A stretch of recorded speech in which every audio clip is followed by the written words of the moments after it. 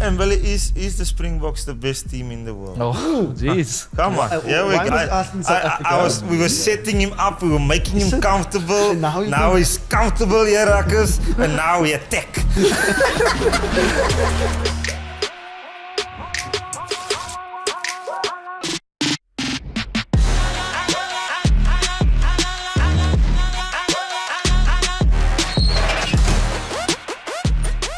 Hey Ruckers, it's yours, it's mine, it's everyone's number one rugby podcast. It's episode 132 and we back, baby. It's showtime, hey? Guys, you know, Behind the Ruck is supported by Supersport Bet, the one and only Supersport Bet. Get your skin in the game, it's showtime, it's that time of the year, okay? Very important. And also our hydration partner is also in the building, always switching it up with Brightrock as well, okay? Because it's a LoveChange moment and we're giving the love to you and to us and to everyone. If you don't know who I am by now, okay, I'm your one and only Juan de Jong. And next to me is the one and only... Guys, Ruckers is the short guy. Okay, welcome back to your number one rugby podcast. It's Rudy Page over here, former scrum half. You can see here, there's LoveChange Studio. So sit back, okay? And while we're still early, while we're still getting our coffee, getting our switches, guys, I want to remind you now, okay, before we continue with anything, before we get into rugby, before we get into the conversations, do the right thing. Subscribe, yes, to our channel, Kanala. Yes. Please, come on. Asseblief. Yes. Molong Kunjan, I don't know what else to tell you guys, but please subscribe to our channel. It allows us to grow. It allows us to go, obviously, to get to our dreams, but it's rugby time. It is the Bulls are back. Hey, for no reason, I'm going to throw that out the whole episode. Okay, the whole episode, the Bulls are back. Okay?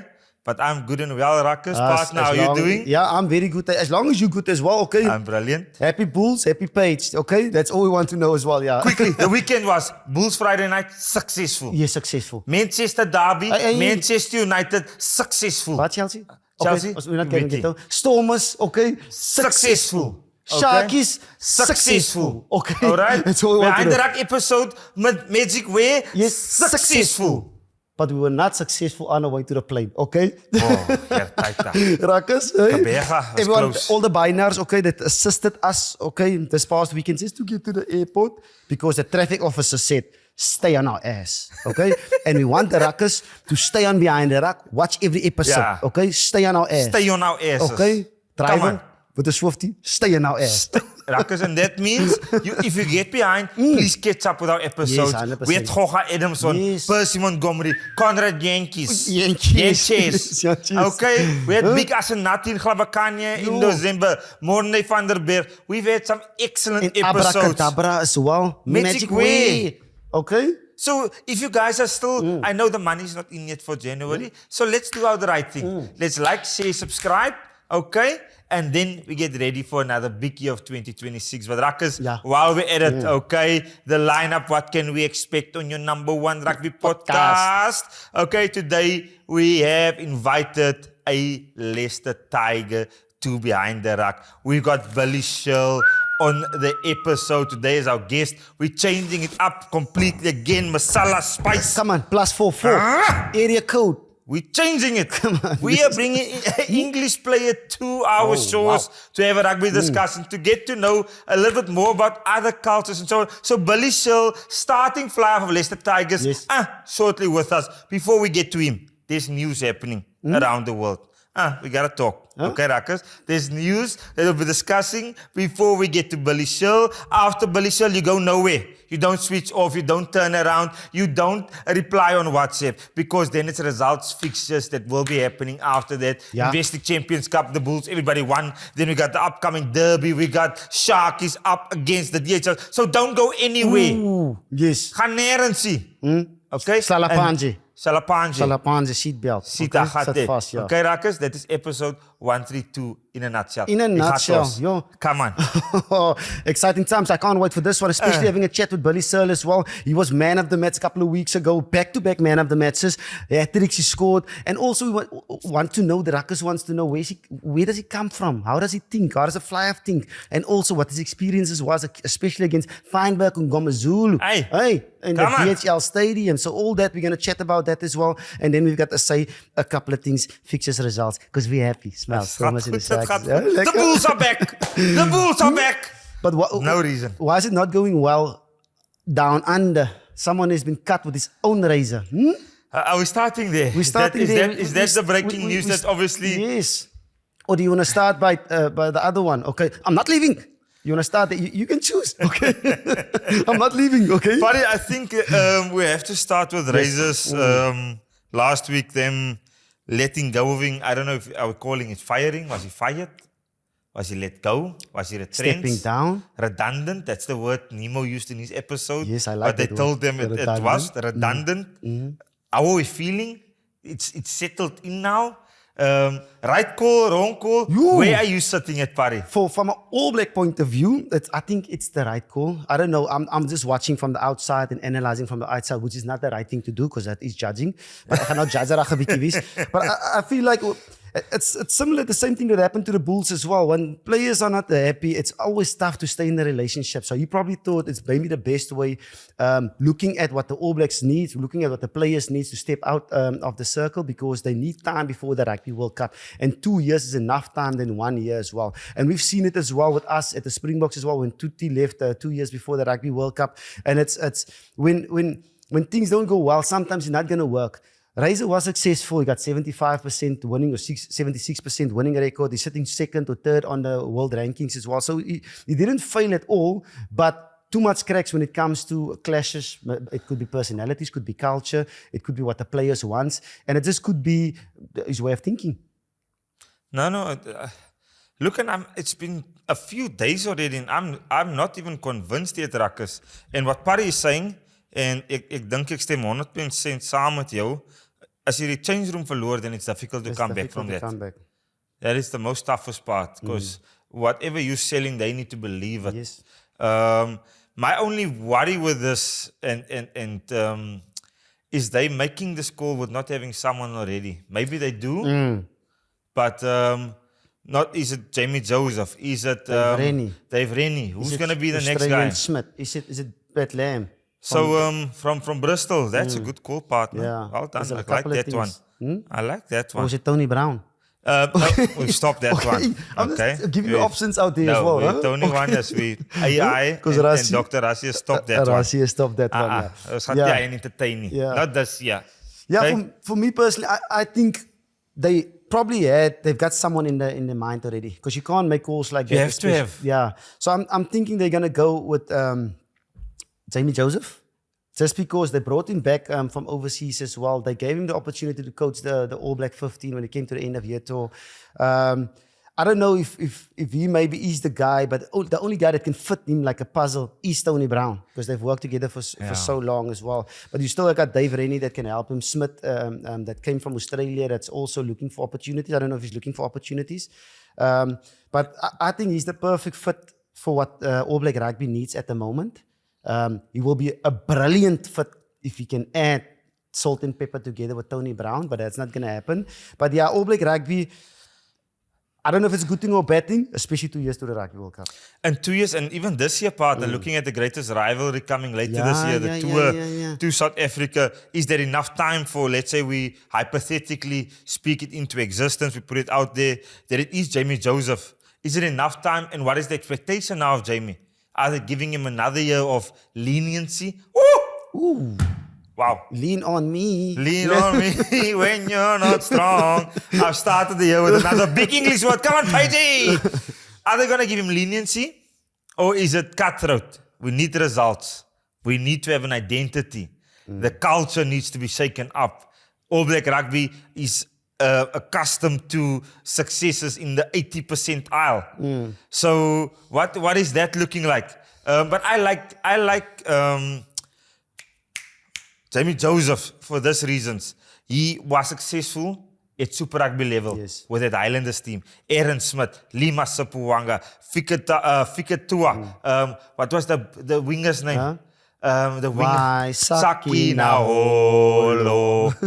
Saki Naholo, and yet all of those guys, and they were successful as a team together.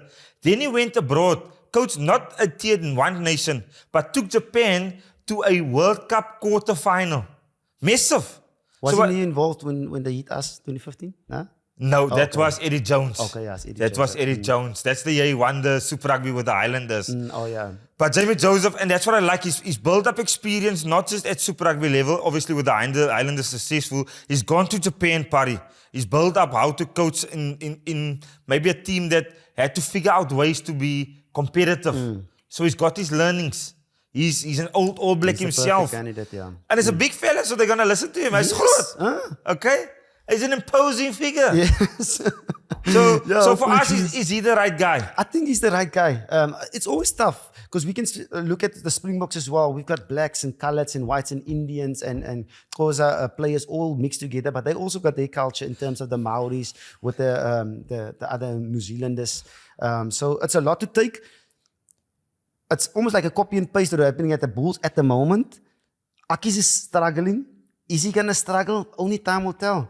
And I mean, the greatest rivalry is not, you don't want to step into your first stepping stone as the greatest rivalry, into the greatest rivalry, because that's a massive test. And I believe, I don't have it on the iPad, Ruckus, okay, but I believe he's playing France and Ireland in that Nations Champions Cup before coming. So there's no, unless they obviously did what Rassie did last year, organize a Barbarians game, which I think would be really smart, getting that heat up and getting to buy yourself an extra game. Yeah.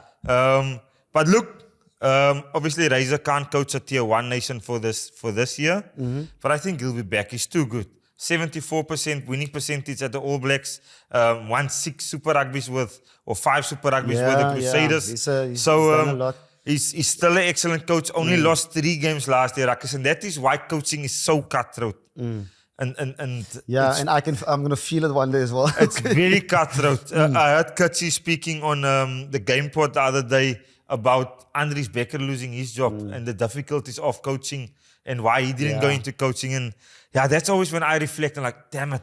Yeah. Lost 3 games, still got fired or redundant or mutual parting of ways. I want to use the correct terms here, Ruckus. Obviously, your number 1 rugby podcast, we don't make mistakes like that. Haha, come on. But yeah, that's All Blacks rugby. We'll see them later in the year. Yeah. Hopefully, Razor will get this opportunity because he is a very good coach. You said no tier 1. No tier 1. Well, as well as tier 2. Razor, come on, you're watching Behind the Ruck, okay? Help where it's needed. Assistance. You never know. Hey, the seatbelt is off and the orange t-shirt one on. It's lost. Yeah. And then also when we say, well, I'm not leaving. Okay, are we happy with that? To the Rugby World Cup? Yeah. Happy with him? Of course. And Rassie staying to 2031. Do you think you should add on to 2031? Genoeg braaipakkies of should be... Look, it's all up to...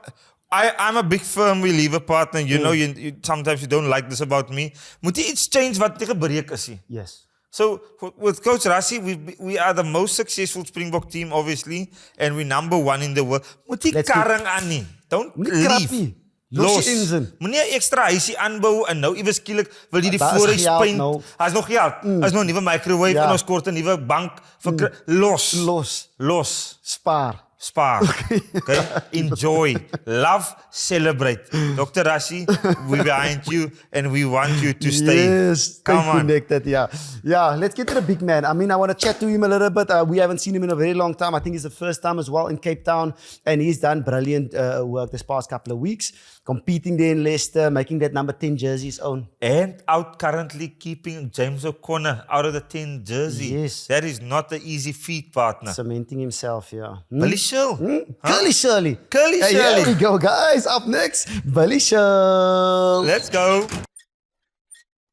Ooh, Ruckus. Okay, we stepped out of +27. We straight into +44 UK style. Okay, we've got someone in the studio that's been around the world in 80 days, everywhere. It's Waspies, it's Woosters, it's Francis, it's everywhere. But now he's with Leicester, the boys, all the way from United Kingdom. Recently played against the Stormers. We have the one and only. They call him Billy Curly Searle in the house. Billy, welcome. Boyki. You're still crazy, eh? No, thanks for having me, guys. It's good to be here. Yeah, but it's like to see he's got muscles here. It's not like the UK. It's -4 that side now. Huh? Yeah, I know. It's nice to come from 0 degrees to 28 degrees. Can't beat it. A little tank top from South Africa.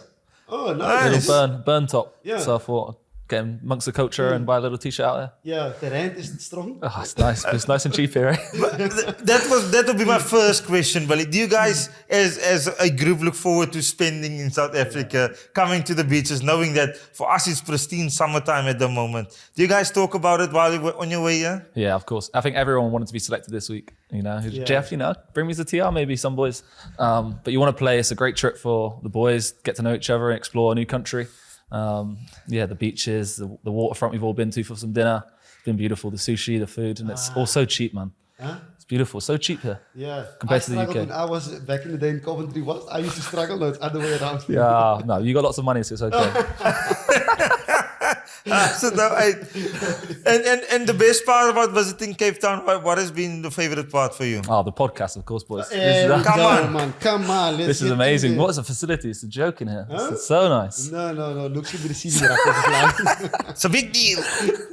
No, it's just cool to have some sun, to be honest. And being a new country I've never been before. So, yeah, it's been an awesome experience and I really enjoyed it. Yeah. And your take on South Africa? I always find it interesting to hear people from other countries, how they perceive South Africa before they came here. And now that you're leaving, are you seeing South Africa in a different light? You hear things about it, but I've heard Cape Town's a really cool spot from people that have been here, and I was really excited. And this guy's always telling me how nice it is back there when we're training in the cold at Wasps. So I was always very excited to come, and yeah, I've loved it. It's been a cool experience. So I'll definitely come back. The heat is so nice. The sun's hot here. The sun's really hot. Like the UV is ridiculously hot, and classic British burnt on the first day. So nice. But now I've recovered from that, and I've loved it. Did we get after sun? Were you prepped on that or yes, not? Yes, okay. yes. I've lathered up 3 times a night, just lying on my bed. So I saw that awesome. Yeah. Let's get to the rugby quickly. Obviously, played last weekend against the Stormers. The Stormers is doing fantastic. I mean, they've only lost 1 game out of like 10 or 11 games. You coming to Cape Town, how was the game, especially playing against this past weekend against Sasha Kombazulu? It was the captain, and he's like the star now, South African and even world rugby. Yeah, it's cool. I like to test himself against the best players, and he's one of the best players at the moment in my position. So that was cool to play against him, and it's just cool to come and challenge yourself against a top team like this. And the stadium was cool, the experience was all good, and I really loved playing out here. Yeah, but Billy Searle is on fire. As man of the match 3 weeks ago, Come another on. man of the match. He scored a hat-trick as well, a flyer with a hat-trick. Have you scored a hat-trick in your life? Nope. Okay. Not even bold one. In 10 minutes. In 10 minutes as well. In 10 minutes? Yeah. Okay, yeah, it's about the detail, okay? Seriously. Yeah, I know. What is that like, especially it's wet and greasy was in Leicester as well. How's the season actually for you overall? Yeah, it's been a good season. I feel like I'm playing some of my best rugby personally, and I feel like I really fit into how Leicester play the game, and it suits me down to the ground. We've got a really exciting team. We're looking to move the ball a lot, which is probably not the traditional Leicester way. So it's really exciting, and yeah, like I said, I feel really comfortable playing some of my best rugby and fitting in really well. Yeah.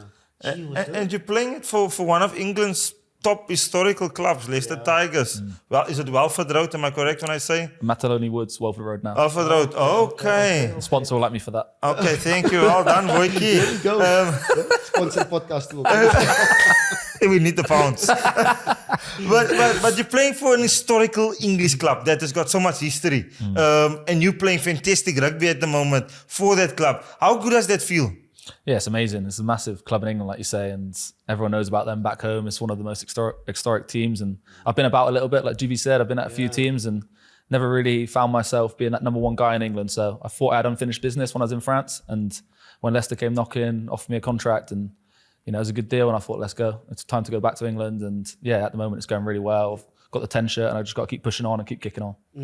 Yes, I mean, it's always tough to get that 10 shirt, man. Yeah. And you're also competing against legends of the game like James O'Connor and stuff like that. How was it having him in the squad, learning from him, but also competing in some sort of way? Because remember back in the West days as well, you would compete against Lima Sapoanga, like Jacob Umaga as well, quality outfits. Yeah. How was that challenges in your mindset, like challenging these guys? Exactly, like you say, I think everywhere you go, you have competition, especially as a 10. There's always good players in front of you and around you. So James O'Connor's another one, it's quality to be working with someone like that, but also competing with him every day in training. It's only making us better, and he's a cool guy off the pitch. We get on pretty well. What's that funny, boy? What's that funny? No. He's a handful, all right? But no, he's a good guy, and we're competing well. We're working together, and there's no reason why we can't play together. He can play across the back line. He's played 13, played fullback, so at some point, hopefully, we'll get on the pitch together and that'll be exciting as well. Yeah, that stadium is unbelievable. But it's so nice to hear him say, especially 9-10. I always say that. That's the 1 or 2 positions where there's always people in your position. Either when you get to the club or while you're currently at the club. They're always signing another 10 or attracting another 9. I don't know why it happens in those pivotal positions. But I can't help myself to ask you, your stint in France and the fact that you're playing good rugby now. Yeah. Was that life-changing? That you got 60, 70 matches in 2 or 3 years and you honestly just got into that groove of playing rugby? Because that is the thing I loved when I spent my time in France. You play more rugby than you actually were spending on the training field. Yeah. More games. Did the France stint elevate your game and to a point where you're sitting now here and saying, "Flip, Billy Searle is playing excellent rugby. Maybe, hey, can we dream about England?"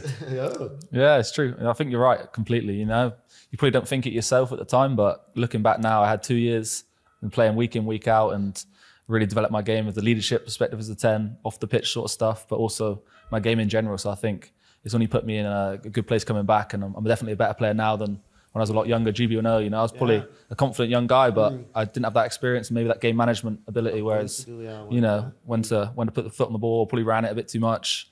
Nothing wrong with that. Thought I was a man, but wasn't a man. Nothing wrong with that. No, but I think I'm definitely more experienced and a more all-rounded player now. And my game management's one of my top assets, and my attacking game as well has always been one of my main assets. So it's really going well at the moment. And like you say, there's no reason why things can't come above. But for me, the focus is to nail down that number 1 shirt at Leicester and keep doing what I'm doing, and then let that take care of itself. Defensively also, he's talking about the tech.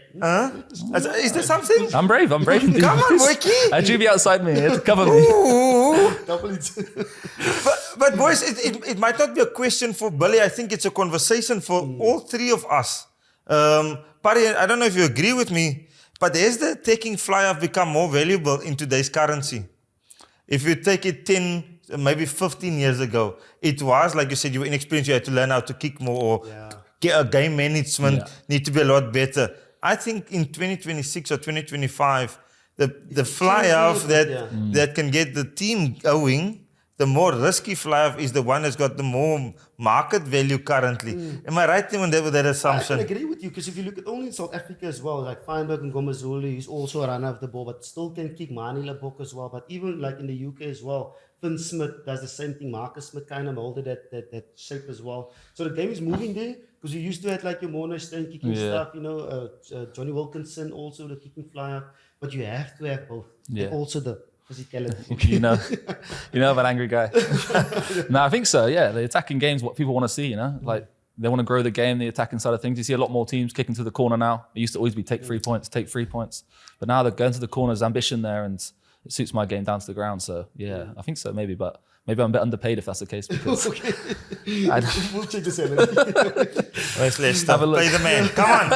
But you spoke about France as well, Jen, and Toulouse. Toulouse, for me, when I look at Toulouse rugby, is unbelievable. Your time there, feeding off the likes of Dupont, Ramos as well, Hintermark as well. What was that like, coming from Agen first and then Toulouse? Was it? Yeah, it was Toulouse first. So I went there as World Cup joker. So to start with, none of the World Cup boys were there. So it was cool. You go into a team with a lot of young boys, and there's still a quality outfit. We used to win a lot of games with even all the World Cup boys away. So it was a quality experience. And then also all those boys come back, and it just goes up another level. Yeah. The training standards, you got 2 quality 15s going against each other all the time. You work on your skills a lot more. Whereas probably in England, you don't do that as much. It's more gym and get big. Whereas out there, they're always doing skills. All the forwards can pass and can play like backs. It's amazing to see. And it definitely helped my game. And, it's how they look at the game as well. They play what's in front of them. It's not too structured. It's cool rugby, and it opens your eyes a little bit and makes you play with a bit more freedom, I think. And when we left to go abroad from South Africa, we have certain challenges that we face outside the game of rugby. Whether it's adapting in France, it's the language. In England, it's maybe the weather. What is an English-born going to the French side? What did you have to adapt to? What was the biggest stuff you had to overcome? I think the language was the first thing. I struggled to start with, but luckily a lot of the boys can speak good English, and I worked hard on that, which helps a lot. Especially as a 10, you've got to be able to lead on the pitch in French and around the place. That helped a lot. And I think just new culture. I really enjoyed it, to be honest. I didn't find too many challenges with the lifestyle, and they enjoy life out there. They like their food, they like their drink, and they celebrate well, but they work hard as well. So I just loved how they looked at the game. There was a bit less structure, a lot more skill work and training, which was good for me. But yeah, the language is probably the big one as an English guy going over there. I don't know how you guys found that coming to England. There was the food as well. For me, I love the food. Yeah, it's amazing. The food is amazing. Nobody, when it comes to eating in France, if I can find someone who complains, I would knock him out. Pan chocolate. Oh, man, a lot of bread everywhere. Billy, I had a little bakery on the corner of my house. It's dangerous. Very dangerous. It was open, I think, until 9 in the evening also. Yeah. Easy snacks there. And the you come back. You can smell the baguette. Oh, so nice. So fresh. You buy a little salted butter on that bad boy. Dangerous. I can still, that's why only 2.5 years, that partner. Time to leave. Yeah. Same for me, 2 years was enough. I think it was time to head back, like I said, and it was a cool experience. Maybe one day I'll go back there because I loved it in France. Yeah. I always say, and I wish I went to France younger. Because I think there's a lot of good values in French that I liked. I liked the way the French saw rugby. They didn't overthink every decision. Yeah. They had that two-way, and they had that, where I grew up in South Africa as a 9, it was a lot, if you made a wrong decision, you would ponder on that decision for a lot longer in the game. Where in the Frenchies, they got over stuff a lot quicker. 100%. A bad game didn't hinder them from having a good game the next weekend. Yeah. So that's the things I always say that I really loved about France. And playing as a 9, I just wish I went over younger and saw the way they did life, not just rugby. Yeah, I agree. I think I'd love to have done the same thing. And you're right, they just don't dwell on things at all. Same in England, probably. They dwell on stuff and you review things a lot. There's a lot of reviews. Overthink it sometimes. Sometimes you have bad games and you move on. Like, we're all human. We're going to have bad days. We're going to have good days. So I'm a bit better at that now. I think from France experience, I think if I have a bad day, you move on pretty quick. And if I miss a kick, you get on with the next one. Like, you don't worry about it. You're in that position for a reason. So you're always going to make mistakes, but it's about coming back and your next action, just move on with it. And it moved to Leicester after the France, after Argent. After Argent, yeah. Why the move, or was it just challenge? Yeah, well, my contract with Toulouse was always short term. And when I got the offer to go to Argent, I couldn't really turn it down after I had Worcester go bust and I had 6 months doing not a lot. So I needed that security. And then I was in Pro 2, I had a good year, but I felt like I wanted to get back to the top level, top 14 or Premiership. So I was always going to leave after 1 year in my eyes. That was my aim. And I had a really good year personally again, but I felt my standard was at the top level. And then Leicester came keen and, it's a massive club in England for me. And everyone knows about Leicester, my family. I'm closer to family again, closer to friends. And yeah, it was also a great opportunity to be at a top 4 team in England, which at the time I hadn't been with really other than Waspies. We were competing a little bit back then. So I thought, why not? Let's probably my last crack in England, proper crack the next 4 or 5 years, hopefully. And yeah, if I can stay for that time and hopefully nail down a club now and stop moving about, that would be quite nice. You're on a massive crack, eh? Meaning, if you look at the past couple of weeks, it's been unbelievable for you. How did you take it as well? And also, was it the factors, seeing guys like Stewart as well playing for you guys, who plays for England, Van Portsmouth as well, that made it a little bit easier for you in the seasons? Or? Yeah, definitely. I wanted to go back to a team competing. I didn't want to go back to a team struggling. I was at Worcester for a couple of years and everyone knows we're near the bottom of the table. It was tough as a 10 on the back foot all the time. And my game suits it when it's going forward. You can play on the front foot. And at Leicester, you got that. You got a big pack. You got a good set piece. But like you say, our back line, we've got some exciting players as well, like Stuart and our wingers like Radwan. Yes, He's quick, boy. Speedy Gonzalez. Yeah, you give Havana a good run, I reckon. Brian, you give you a run, boy. He's rapid. I've not played a someone that quick in a long time. So if I can get the ball to him in space, it's going to make me look good as well. So he's a quality player. And across the back line, we've got people like that. We talked about Catter earlier and Hassel Collins. Like everyone, there's a lot of players you could name. And yeah, it's exciting for me to have that outside me and like Jack inside me as a 9, Tom Whiteley. Across the board, there's quality players and it suits me as a 10 to be that guy in the middle creating stuff and giving these boys the ball in space and stuff like that. So yeah, it's going well, and luckily I got a couple of tries myself. And free, not a couple. It's very rare, so I'll take it. I prefer assists, to be honest. I always preferred assists, like a cross field or a nice ball over the top. I get a better buzz, but you never mind a little try as well. No celebrations like no, not Henry Pollock. Checking the pulse. No, I'm a bit old for that. Maybe bring one in if you can think of anything. Yeah, but I don't score very often, so we'll see. 100%. And how do you see the game, especially from Flyhalf as well? Yes. I can still remember at the WAS days, there was still like Lima and them that was attacking Flyhalf, but you're just more like swing players up and trying to put guys into space, like you just said now. How do you see that flyer position? Just putting the guys into space. Are you an over-analyzing guy? Doing a lot of homework and stuff like that? Or?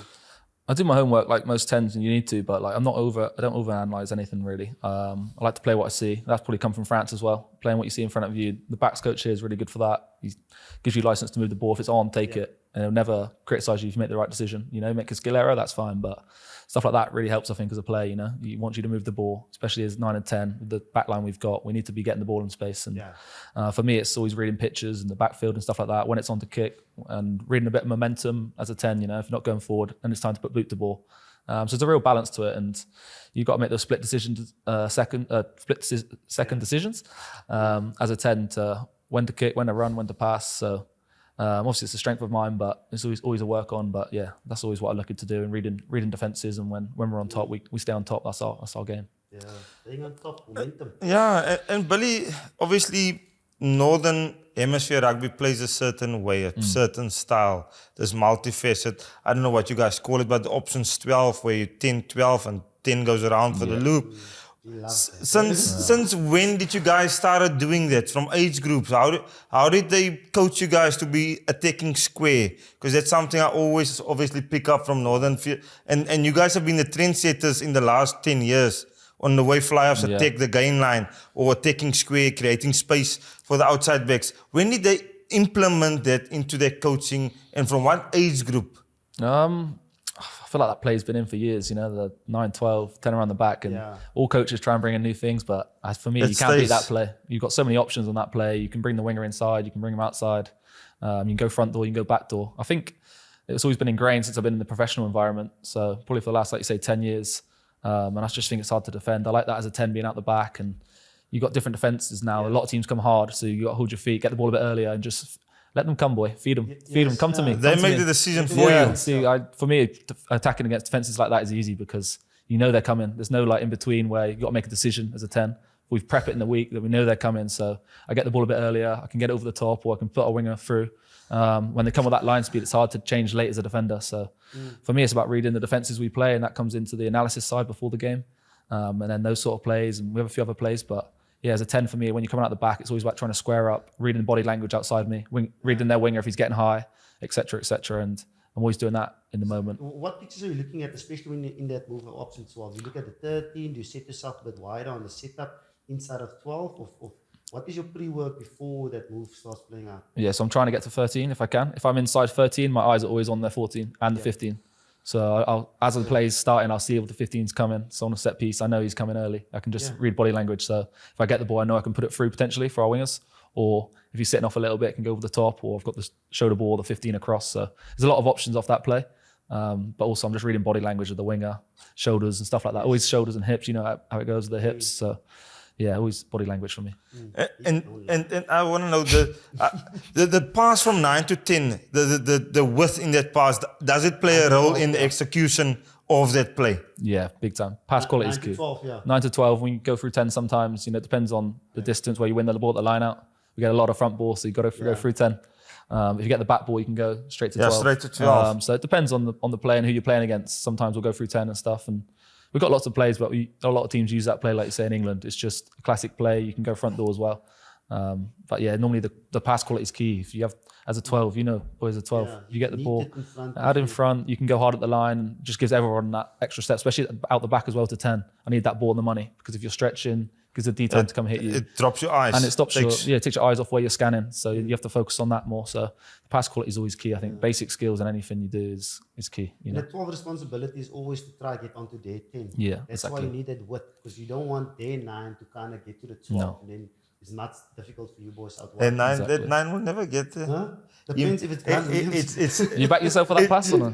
I back myself, but it's the 9 will never want to defend that. That was in my case. Yeah. You show your face, I'm here, I'm ready to defend the 12 channel, but you don't want to deal with the 12.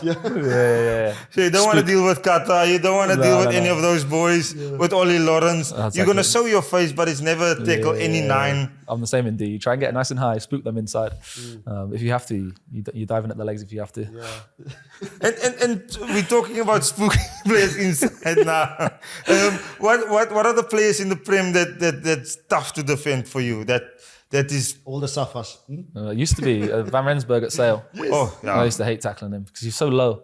So like I'm a low chop tackler. I try and go at the shins if I can, boy, and hold on tight. Dear life. But now I'm a brave defender. But against him, he's always low to the ground. So you feel like he's going to sit you down. If you go high, he's going to knock you off. So he was one I always struggled as a 12. Thought he's a quality player. Ollie Lawrence is obviously another big carrier. Yes, sir. He's low as well. So it's probably those lower, stockier guys. For us, we got Kata. I wouldn't like to tackle him. In training, they do contact. I've gone to the other side quick. Stay away from him, boy. Yeah, but on the defense as well, because sometimes you go for intercept as well. I saw a couple of tries for the intercept. Yeah. What's your feeling like? When do you know, was the opportunities here? Okay, now I have to make sure the wall is strong. Yeah, I wouldn't do that just off the cuff and trying to hide away from tackles. It's only if I see inside me the play. That was play there. Yeah. They do a 2-pass play before it gets to the 12 channel. So they went out the back to 9, then he passed it. So if I thought I can get high enough here when we prep that play, and there's quite a long pass to 12, I can get in between that. So I got in between that 9-12 pass, but they did like a little slide play before that. So give me a bit of time to get up, and then it's just instinct. As he's about to load the pass, I set off a little bit, and then as he's locking up, I go. So he doesn't think I'm going to intercept it, and then I get there last minute. But yeah, it's always something in the locker if you need it. Yeah. Take those tries, and I nearly got chased down still. But yeah. Something a gear, yeah. So yeah, it's a big momentum swing if you can get those tries. You know, big intercept try when they're on top maybe, and yeah, if they can have that in the locker now and again as players, it's always another good string to the bow. And Billy, is the Springboks the best team in the world? Oh, jeez. Come on, here we go. We were setting him up, we were making him comfortable. Now he's comfortable here, Ruckers, and now we attack.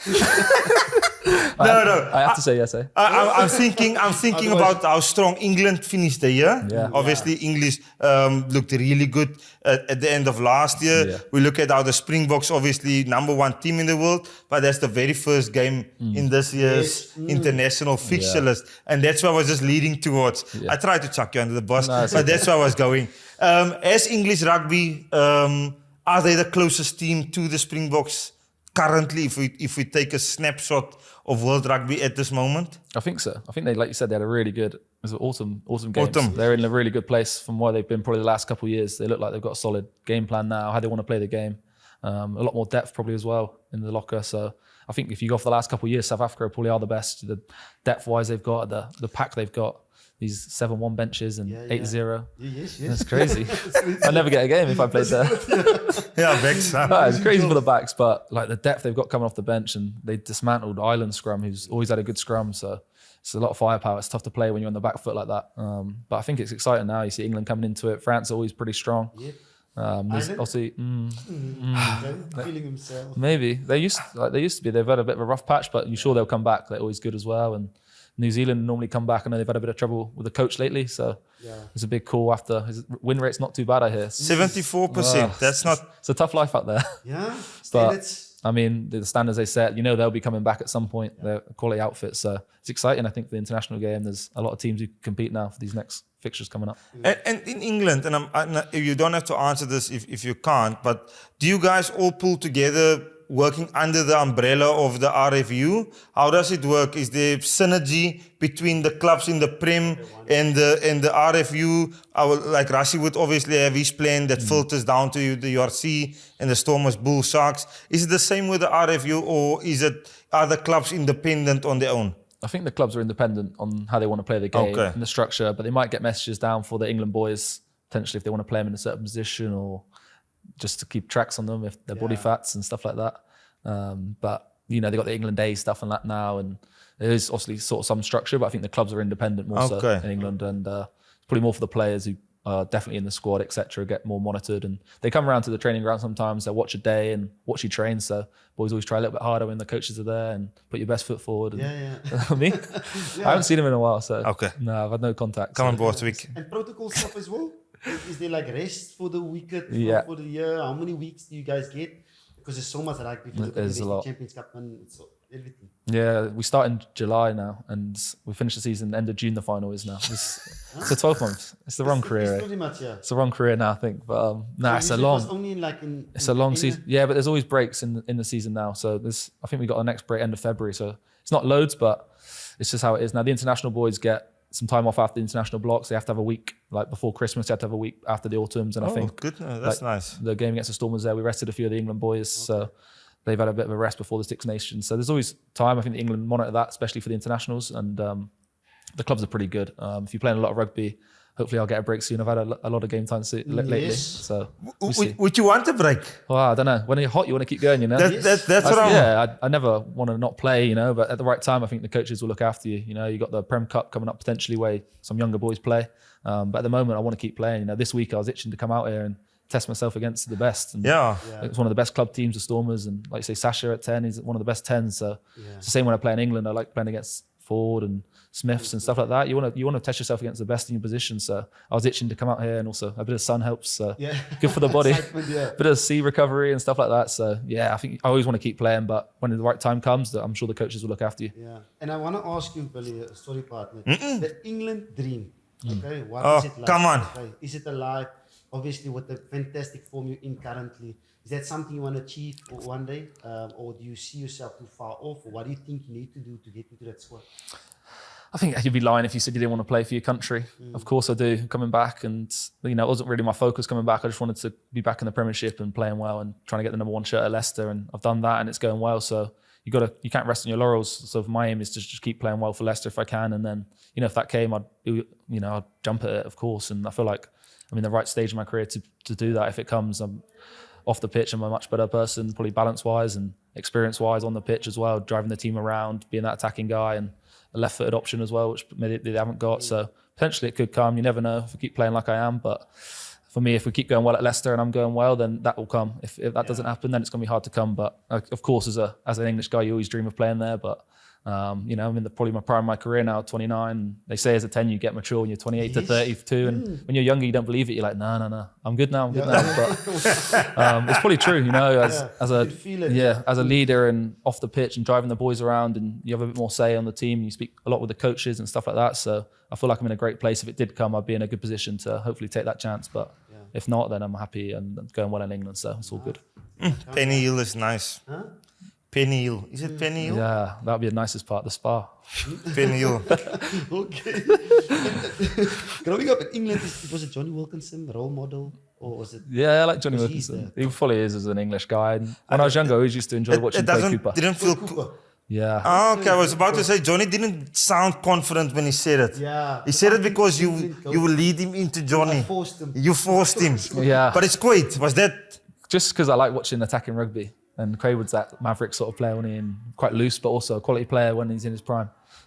Johnny from the control and the kicking aspect, of course, but to watch on TV, I much prefer watching Quaid and that sort of rugby. It's just, I just enjoyed watching that a lot more, and yeah, I just thought he was a good player. Yeah. Little Goosey, out the back door. Oh, come on. Magical. It's so cool to hear though, and I spoke to him earlier the day, and I was like, I can't wait to ask you this question because I'm so excited to hear. In South Africa, when we grew up, obviously rugby was a way to a better life and a better future while you're doing the thing that you're obviously really good at and love the utmost. Yeah. What was it like growing up in England and playing rugby as a youngster and then watching Quade Cooper? What did you guys do when the games were on? What was childhood like in England as a young aspiring rugby player? Yeah, it was cool. You obviously watch a lot of rugby and you try and model a little bit about it when you're young. But obviously in England as well, football's massive. And out here, probably rugby's the biggest sport. Yeah. Whereas in England, like a lot of my schoolmates are football boys and my family like football and rugby as well. But I like my football as well. Like Thierry Henry was my guy. That's a big Arsenal fan now. Arsenal fan. You want me to go? Damn it, this conversation has been so good so far. Yeah. So I also watch rugby, football, cricket. I love my cricket as well. So I'm a very all-rounded sports person. I like all sports and golfies. I played a lot of golf with Duran here, so I play a lot of golfies. I took his money. Never took my money. This guy cheats. His handicap's ridiculous. But yeah, I feel like there's a lot of crossover in all sports, and I had role models in different sports. But as a youngster watching rugby, you know, especially around that World Cup win in 2003, it just grew the game massively, and probably that's when you start to started to love it. And yeah, but for me, I just like watching all sports. And like I say, Craig Cooper, when I was watching Australia, I used to love watching him play, and other players like that, Dan Carter, people like that, they were quality people in my position. So yeah, I didn't take too much out of it. I just enjoyed watching it and trying to copy them on the training field when you're a young guy. It's cool. And which sport were you better at then? You spoke about cricket, you Yeah. spoke about soccer or football, I'm not too sure. Knockout. And rugby, were you always excelling more in rugby than the other two? Not really, not till about 16. 16, I was cricket and rugby. It was a bit of a toss-up. Yeah, I had some trials with cricket and stuff like that. And football, he's played to a good standard, but it's probably between those two. And then when I went to college, rugby sort of took over. And when you go to that sixth form stage and you go into the academies, and you're training 3 times a week and playing. I still do cricket in the summer when I first went to college, and do the cricket academy in the summer. Goodness. So you do a bit of both, but obviously rugby's a bit of a more all-round year. So it was like 9 months, and then cricket was 4 or 5 months. So rugby sort of took over at that stage. But until then, you know, I love both, and I still love playing a bit of cricket now if I can in the summer. What were we? A little all-rounder? I was an all-round, the opening bowler, away swing, and about 3 or 4, you know. So Sam Curran. no, I bet I was better than Sam Curran. Come on! Jack Callis. Colours. I used to like watching Jack Callis. Oh, wow. He was my favourite cricketer growing up. Safa guy, see? Safa. He's a quality player, cricket, bowl bat, and yeah, he's probably my idol growing up cricket-wise. You a week and a few days too late. we interviewed him about 8 days ago. No. Yeah. Promise you. He's a goat. We had a conversation with him. He's the GOAT. I think he's the GOAT, man. yeah. He's definitely the GOAT. Batter, bowler, fielder. Yeah, he's done it all, yeah. I used to always buy his bat. I used to remember and try and copy how he batted. It was cool. Oh, wow. That is awesome to hear. Yeah. See, Come Saffers, on, Craig Jackie. Cooper. I like the Southern Hemisphere. I can, yeah. It'll suit me out here, maybe. You never know. And really, background for you, growing up, obviously the South African rackers or viewers, like we call them, where did you grow up? How did rugby, you know, got into rugby? Yeah. The love for the game. How did you get to, you started with Bristol Academy? Yeah, so I ended up there. was from Devon, which is near Exeter. You played there before. It's down the southwest of England, right down the bottom, near the coast. So grew up near the beach and stuff. And it's a bit colder in England, but in the summer, it's a lovely spot if you ever visit Devon. And then I also played growing up, and then went to Exeter College, played in like the school academy there. It's not like affiliated with the Chiefs. And then got picked up. I was just playing Saturday rugby, like club rugby there, which is two leagues below the Premiership as a 17, 18-year-old boy. Wow. And got picked up by Bristol playing. So I had a year playing men's rugby when I was 18. I never was in like an academy as a young guy. So I got picked up there by Bristol in the academy when I was 19. And then just went from there, really. So I was quite late onto the professional scene. And then I did 2 years at Bristol, but 1 year in the championship, and come straight to Waspies, where you met me. And I was 21 then, probably young, full of it, and didn't really have a clue, just enjoying the experience, you know. And I was at the time, you feel like you're the man, you can do it, but I had a lot to learn probably back then, and I really enjoyed my experience there, playing with some big names, Joanne, obviously. Hey, that team was It loaded. was cool, like Billy Leroux out here as well, and we had who do we have? Jack Ashley Willis, Johnson, Willis, Sopperwanger, Nathan Nathan Hughes. Hughes. Like the team was stacked. So Christian Wade, and he left halfway through the year for NFL, and he's a cool guy as well. So why did you guys let the team go under? But we left by Too then. much money. Oh, wow. Who's to blame here? I was on peanuts there. It's this guy. This guy, at least demanding more money. He took all the money. All the money. He Then took he it left. and he left, and now Then he they got left. bust. Wow. Typical. The Safa, man. But surely while we're on there, okay, I've got a special question for him. Okay, Rackers, this is made just for you by Brightrock. It's a special question, you know, making the home, tying the knot as well. And we got a special guest to share this lovely LoveChange Studio. We're stepping my into light? the LoveChange Studio. It's not on, It's partner. not on. It's not on. Oh, we got facility. No electric in there. Come on, Come on. But then we want to ask you, obviously, we speak about, tying the knot, buying a home. Obviously, you've been around. You went to Toulouse, Bristol. I can name all these type of places, France, England. You moving. What is that chapter like? Going to a new place, okay, buying a home, going to a new place, finding yourself, your feet there, on the field and off the field as well, through all these countries you went to. Yeah, it's tough at times, moving around a lot. You have to start again and find new homes, move all your stuff. It's tough, but I have a house in Worcester still where I played in England. I kept my house there and I'm renting that out, which is great. And it's nice to have a home base there. And also I go down to Devon a lot when I can now. I'm back in England, which is lovely to see the family. Both my brothers have got newborn babies, so I can see my nephews a lot more. So yeah, of course it's important to have a settled base and a nice home. And I've got a nice place now near Leicester, which is, it's tops. Yeah. And what is your most prized thing inside your house? That's Rugby wise? Huh? No, It could be anything. It could be the plunger for all. It could be the plunger. We don't know. The plunger might be very important in Shirley's house. No plunger in my house. I don't know. In my house, I think my quite a prized asset for me would be the top 14 medal I got from Toulouse. Okay. I wasn't there at the end of the season, but you get the little plaque and the top 14 medal, and it's a cool memory. And they gave me a little watch when I left because they won the double. So it's worth a little bit of money to watch, and I wouldn't want that to get nicked. So nice. Did you get the chair as well? Because usually they give you a chair with this wrapped around with the jersey. No, I just got a few jerseys, 3 or 4 jerseys from the final and stuff like that. And yeah, that's probably quite a special thing for me. You know, top 40 medals, not many people get that, and it's a cool thing to have. So I love my time out there, and it's one of the best clubs I've been at. And how they treat you after I left, they invite me back to present all this stuff, and I wasn't there at the end of the season, but they still give me a medal and stuff like this. It's just they treat you really well in France and look after you, which at some clubs I've been at before is probably not the same. Once you've left, you're gone. And out there, you know, they always welcome me back. If I was ever in France now, I'm sure I could walk in the door and go chat to the coaches. It's an amazing place. Oh, brilliant, yeah. Shirley, I probably shouldn't ask this question, Ruckers, but you guys know me. But you're gonna. But I'm gonna ask it anyway. While we got him here, Shirley, I haven't had anything about a girl, fiance, tying the knot, wife. Just want to make sure if we have to leave a message with a South African girl, that we do the appropriate thing. Find me one, Boykie. Find me one out here, surely. Okay, there we go. Okay. Okay, but nah, single guy. Single guy. I've had a few things, but it's just moving around a lot, and it's not been the one, as they say. So yeah, when I used to play with him, it was always. Did you watch Love Island? Did you see that one? Love Island is Love Island. Your type. What did they say? Your fit. What was it? Your type. Yeah. What's your type? What is this? A rugby podcast? Or this is a love podcast. This is Behind the Ruck. Nah, you never know. Hopefully one day I'll meet the right person and start a family. I'd love to have kids and stuff. So you never know. In South Africa, we're here for a week, and you never know. But you could be out here again soon. Well, it's expensive flights, but I'd love to come back and visit. So you never know. If you know somebody, hit me up. No.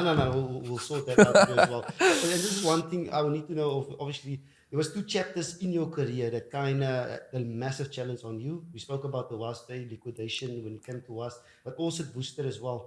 For you, that moment, going through that tough times of, you know, the people coming in and saying, listen, this club is liquidated. What was your mindset like?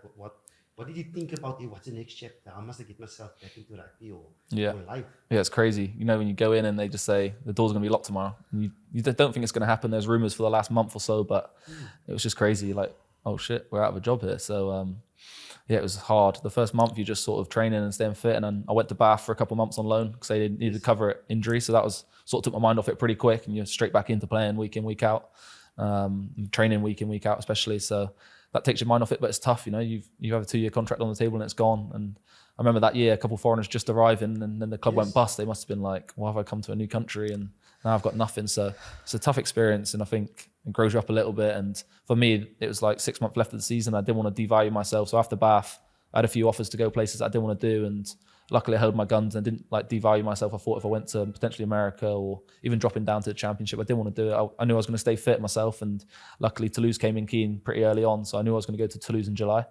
So I didn't want to go down to a worse standard pay maybe, and risk getting injured potentially and not playing the stand I want and not earning money at the end of the day. It's a living. So I knew I was going to Toulouse, so my focus was staying fit, staying sharp, and training with people. And yeah, it was obviously tough, but it worked out well in the end. So it's just a life experience at the end of the day, and I'd like to get that money back if I could. Unfortunately, that was my prime as well, you know. Unfortunately, pay the man, pay me, please. Come on. But I think that's done now, and obviously it's great to see Worcester back. And it's a big club. I love my time there. It's an amazing city. You know, when I left Wasp, I was a bit like, will I enjoy it here like I did at Wasp? But I did, and the boys were so tight, and those sort of things bring you tighter together. You know, adversity brings you close. So I'm still in contact with a lot of the boys there. I've got some good friends, and yeah, it's just good to see them back now, and hopefully they can get back to the Premiership one day. Yeah, I was lucky enough. I left 2 months before the liquidation. You're clever, eh? It's like you knew. It's like you knew. I was lucky. Yeah, I was lucky. You got a front payment and then ciao. Yeah, I was lucky to leave before liquidation. Wow, this is a long time ago. Yeah, but it's a tough time, and I mean, Billy, you're doing fantastic work. I mean, you've been incredible this past couple of weeks, and hopefully you will get that call up that you wanted. I mean, and like. Your mindset in terms of not looking too far ahead, you got to focus on what's in front of you is awesome to see.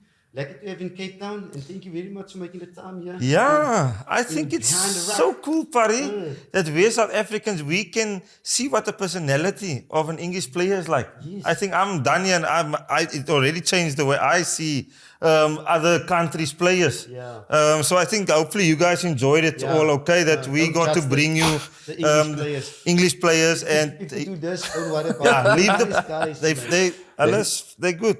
Okay, there we go. But Billy, in all honesty, thank you for being a fabulous character. Really hope you enjoyed Cape Town this week so far, and today was a lot of fun. Thanks, you guys. Great for having me, and I've loved the place, and hopefully I'll be back soon, and I'll come visit again. And spread the word that we need UK subscribers. Yes, come watch the podcast, guys. This guy is crazy, and he sounds just as crazy. It's too crazy, guys. I'm sure you'll love it. Lekker man. Hey guys, Billy Searle, Charlie. Oh, wow, guys. If you guys enjoyed that conversation as much as we did, I'm going to ask you guys again, smash the subscribe button. Next to it, hit that bell for all the notifications so you guys can get our content first, okay? Asking you, thank you for the first time. Yes. Subscribe. Don't be a roofkicker if you're South African. Guys, but that was brilliant, okay, Parry? Brilliant to catch up with the big man. I mean, he's done fantastic work. It's lekker to see him in a vest as well and having his So stand as well. comfortable. Even though it was raining this past weekend, but we're So not going to talk about comfortable. that. Yeah. But what a lekker journey. I mean, hopefully he can achieve the things that he wants to achieve, and hopefully we can see him at the 2027 Rugby World Cup in the white, in the roses. Just love the fact how comfortable he was, partner, okay? He was extremely He's a lekker, lekker man. President. And that's Ruckers why this is your number one rugby podcast. That we can see the other side of other A lekker cultures, mens. other people. That we don't have that perception of people. But we can firsthand experience what they like and their makeup. And this is why you must never ever miss a Thursday night. Never ever miss Okay. it, okay? And like my partner just said now, he's a lekker mens. En Rowan Pienaar said in his episode, is lekker om 'n mens te wees, maar jy moet ook lekker wees. Okay, something like that. It's net lekkers. Yeah, well, it's a lekker episode. Hey, partner, let's get straight into Investec Champions Cup this past weekend. It was POW 24 versus 26 of Come the on! Bulls. Hey, they got The Bulls in are there. back! Sharks 50. Claremont 12, and then Stormers 39-26 against Billy Searle and the Leicester boykies as well. Hey. Yes, happy days everywhere. South African allemaal. rugby is kakakakoom. Allemaal happy. Yes. But no matter how the Bulls played, no matter how it looked at stages, the fact that we got the result, and I know the boys Yeah. celebrated like we won the World No, Cup. I give it No? to them. I mean, 7 weeks in a row to be not happy. Yeah, Ons gaan na happiness. It's not huh? a relief. I Yeah. think the boys had a release valve over them. And that's rugby as well. You only need one game to get the ball rolling as well. And hopefully they will get the ball rolling under Johan Ackerman as well. And there's a lot of players that's also picking up their hands as well. It was great to see Cecil Jooste. He had a fantastic game as well. Huh? Guys, ons praat oor hy try. Huh? That try. And when he got the ball down, it's like, been there, Nee, done maar that, got the medal. it was like the polo in traffic. Okay, he chips it on the outside. Yes. The taxi doesn't move. Then he went to the inside lane, middle lane, around, scored in the corner. Yeah. Guys, I'm telling you, Cecil Jooste, a special. Special, yeah. A Power Ranger, a special. There's something there. Oh, kan nie wag nie. It's already flourishing. Nah, he was As hy fantastic. boompie yeah. gaan so maak. And he's 19 years old. Hy mense As a teenager, nog een lightikkie. Okay, we gaan eens praten van hom. But I mean, he was incredible as well. Good to see he's getting his opportunity after he got his opportunity a couple of months ago. Injured. And now he's back. Nizam Khan seeing him back as well. 22 tackles for Bullet. Yo, one missed tackle, 23. 22 tackles, At the Bullet. 20. Outstanding. Outstanding. 4 dominant hits as well. He made over 60 meters. So he's doing the work, the unseen work like we always speak about here. It's the same as his pigeons. Yeah. Unseen Yeah. outside. Akkies krr. So Bullet, well done. We're happy for you, boykie. Happy for you. Yeah, it's good. Yeah. But the two players that's a standout for me that I think it's knocking on the doors basically for Player of the Year when it comes to the Bulls as well. Sebastian de Klerk, unbelievable. I mean, he shifted to number 13 as well. He's been outstanding when he played wing as well. But Rudolph, we spoke about him last time as well. Brilliant. Man of the match coming on. How many minutes was that? 20 to 30 minutes. 2 turnovers. That was crucial. Because that last turnover, it's a gamble. You get that wrong, 3 points later, Bulls lose. But isn't that form, partner? When you're on form, those sort of decisions go your way. But he is really Fair play. fair play. Yeah. Jandre, Rudolph, Ja. much respect from the two Ruckers. You are playing excellent rugby. En die man van jou horing, Pikdorp, van die Pikke, leopards. Yeah, he deserves it, man. He deserves his it, journey man. from Cheetahs and what he's been through, he's getting his opportunity to get that number 8 and getting opportunity to play. Now, fantastic to see her. So, look, and I want to latch on with you. Sebi de Klerk, excellent work. I'm hoping Jan de Klerk, Jan Serfontein can come back soon. But having Curtie back, klaar. Yeah. Also good signs. Lekker klaargemaakt, ja. Lekker klaargemaakt. But I'm just happy, Ruckers. This week, I'm not going to be critical about the way we played and our mistakes and that. It's for us getting back onto winning ways because losing becomes a habit. Yeah. Party will know that. The same as yeah. winning is a habit. When you play bad, you can still win games. We've had 2 fixtures where we played really well, but we lost. Yeah. The Sharks game in Durbs before Christmas and the DHL Stormers match. Where we played we were a better team, but didn't win the match. Yeah. This time around, I thought Pau put us under a lot of pressure, Yes. but we had that momentum so that we did really well. So I'm ecstatic. Yeah. Ecstatic. And while I'm giving you bad news as well, so you guys taking on Glasgow Warriors in the top 12, top 16. It's not bad news, but Happy?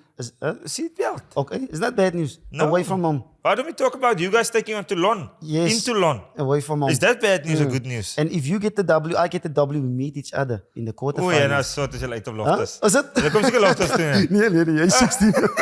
You sneaked in, you can't get there. That's going to be like let's move into week 10. We're back into... Wat is nou URC? Week 2 of the URC. It's Edinburgh versus Bulls on Friday, 10:45, and then Ospreys versus the Lions. Same time. I don't know. It's not the same place. Okay, on Friday, 10:45 as well, and then Stormers versus the Sharks, 7:30 on Saturday. Big match. DHL Stadium. Derby game. Huh? Coastal Derby. Derby.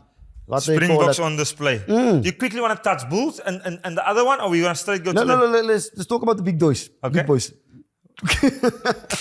Let's talk about the Coastal Derbies just quickly. I mean, the Stormers, we all know. Ideally, we lost the game, but we're still unbeaten when it comes to URC. I just need to put it out there. You still, Okay, all fair you saw enough. is the L. You saw a L lately. Fair enough, But good we're still point. unbeaten. We're top of the log at the moment. Okay. It's going to be a massive game. Shark is not looking good. They are 14th on the URC log. Okay. They need to fight themselves to the top 8. So where are we feeling? So what I'm saying is going to be a tough game. Looking at what they did the past weekend, Fassi is back. Fassi scoring 2 tries last weekend. He's looking good. Even the boogeyman, they're picking up their form as well. It's going to be a tough game. I'm not going to be overconfident. But Stormers? Stormers, yeah. Okay. But I think Stormers boykies at home is looking dangerous. And the superstars will be back this weekend. They all be back. Fully loaded. Fully loaded. Fully loaded box meal by KFC. Yeah. Hopefully Warwick Geland will be back as well. Damian Willems that hasn't played. Kobus Reinhardt as well. But I'm still confident to see what the boys did. Guys that hasn't played a lot of matches this past weekend. You give guys like Simelane at the back opportunities. They're still doing the thing. Leoland Zas striking form as well. Even Roos is doing his thing. The lineouts in the scrum struggled a little bit this past weekend. We lost a couple of scrums. We got like 80% scrum dominance this past weekend. Usually it's 100%. But we all about when we enter the 22. Yes. Okay. Then is it when 2 killers meet? It's points, baby. Okay. Yes, Ruckus. I must say, we've been doing this show now we're going into year 3. Almost year 3 in June, we'll be 3 years old. I've never seen my partner so confident and chirpy, and I want to use the word cocky, man. He's cocky. Okay, Ruckus? But I'm going to allow you Stormers fans, wherever we've been at the SA20, where we come, you guys are flourishing. It's like you guys are having an extended Christmas period. You guys have got all the chirps, all the right things to say, and life is good. The sun is shining. Enjoy it. Yeah. But my Bulls will win Friday against Edinburgh because they will be resting all of their Scotland players, and then we'll get our Oliki also going. Yeah. Okay? But I'm going to go. But in Cape Town, we spoke about Cape Town. I wasn't happy about Sunrisers, eh? Bye, Cape Town. Bye, Cape Town. The vibe was amazing. Okay, it was amazing. Okay, that's one Cape Town team that we know.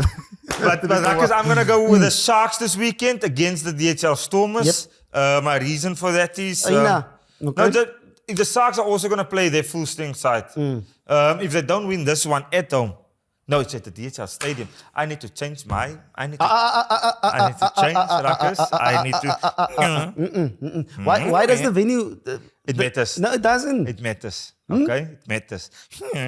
Stormers by 10 at home against the Hollywood Bet King Wow. Sharks. I've never Okay? saw Gaat it's the first time in Behind the Ruck history he made a remix. Rewind. Sometimes you gotta not think with passion, but with this thing. Madula Blangata. Okay, Stormers are down by 10. Bulls by 8 away against Edinburgh.